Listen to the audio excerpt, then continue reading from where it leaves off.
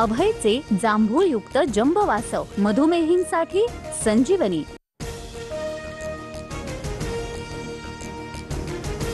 सर्व पक्षीयांचं शिष्टमंडळ उद्या मुख्य निवडणूक अधिकाऱ्यांची भेट घेणार। शरद पवार, उद्धव ठाकरेंसह राज ठाकरे तक्रारींबाबत चर्चा करणार। चर्चेनंतर शिष्टमंडळाची पत्रकार परिषद। कोण कुणासोबत युती करणार हे निश्चितपणे सांगता येणार नाही। राज ठाकरे मविया सोबत जाणार का या प्रश्नावर फडणवीसांचं उत्तर, कुणाचीही युती झाली तरी भाजप आणि महायुतीच निवडणुका जिंकणार, फडणवीसांना विश्वास।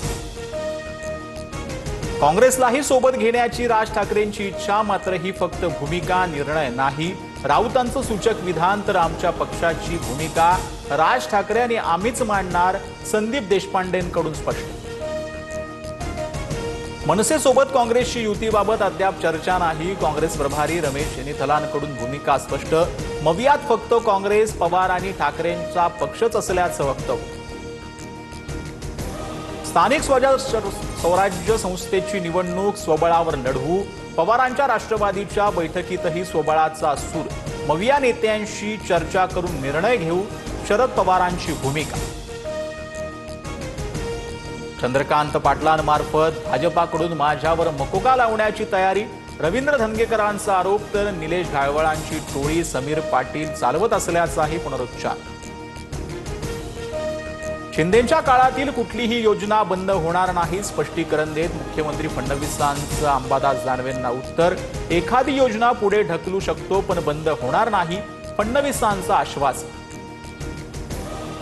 वंजारी समाजाचं 2% आरक्षण काढा म्हणणाऱ्यांना टक्क्यात सुद्धा ठेवणार नाही, धनंजय मुंडेंचा जरांगेंना इशारा। आधी गुलामीचं गॅजेट म्हणणारे आता हैदराबाद गॅजेटमधून आरक्षण मागतायत, मनोज जरांगेंचं उत्तर।